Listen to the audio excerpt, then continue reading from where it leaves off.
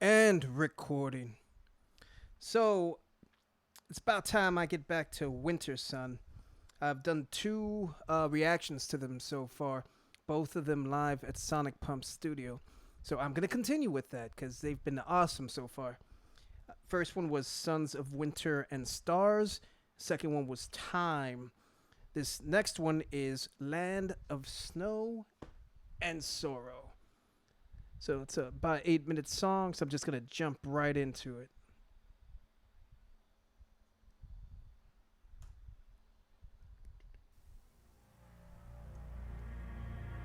That beautiful font again.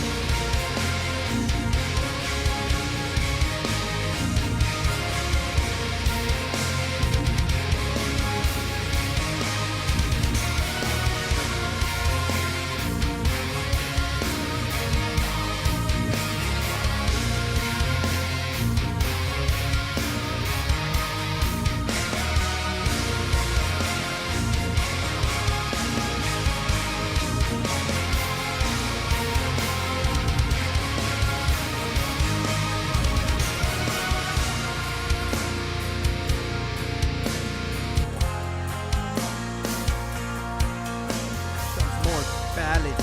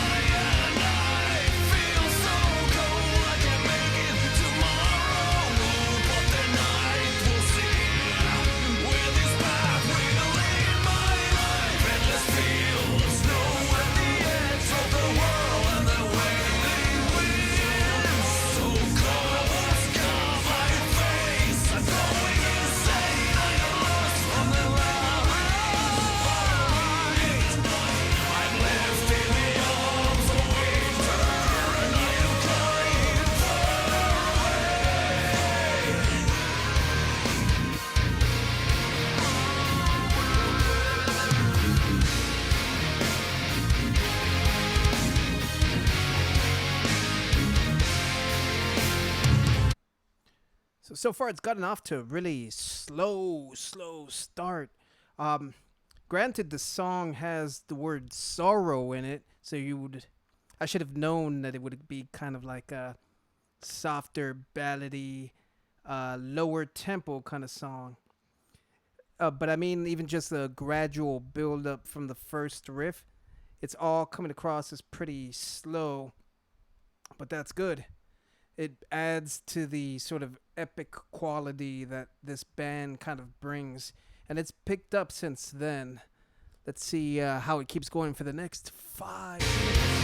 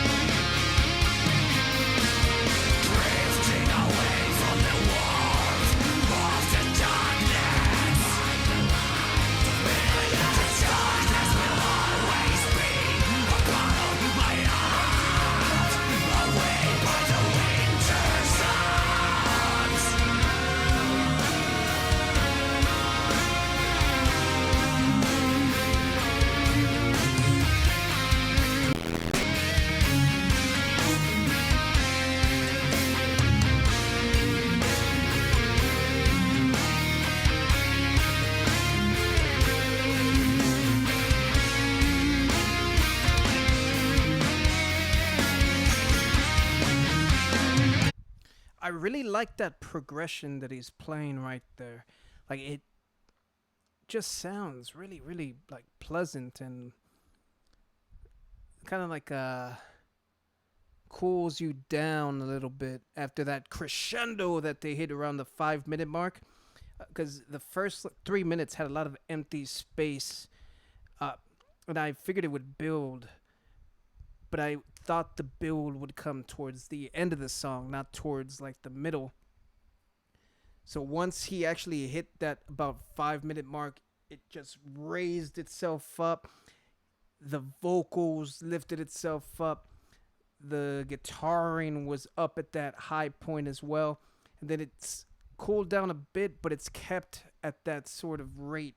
So everything past then has been like super, super enjoyable. There's that first 3 minutes where I think it took too long to get there, but it's still good.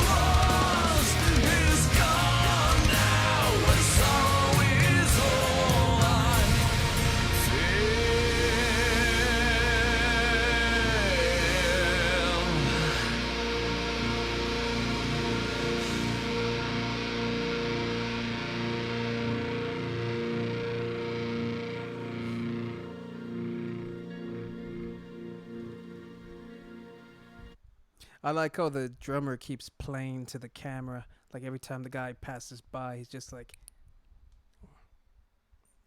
it's funny. The harmonizing that happened at the end for like the last minute, minute and a half was top notch. Even just like the layering and the mix of everything, like it sounded so, so good. And the singer can reach like a pretty high register. Like, everything about his singing is really good. The drummer's really good. Like I said earlier, I think the only issue I had was I think the song took a little too long to build. The first like minute and a half had a lot of open space, and I know there was some orchestral backing. I keep saying that. There was like a playback that was happening, like another track that they were all playing to. I'm assuming if this was like in front of a crowd, like there'd be more energy to it as well. And of the 3 songs of theirs I've heard so far, this is probably the weakest.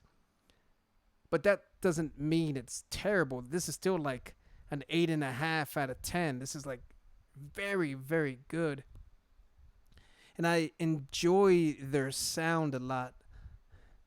This one was just more subdued, and I wasn't quite expecting that.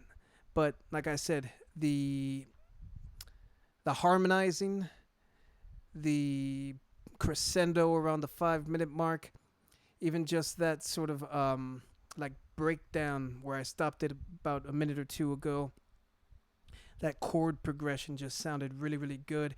Like it sounds like you're on a boat and there's like waves crashing and like storm clouds around you, and you have the oars in your hands, and it's weird, the imagery that came to my head.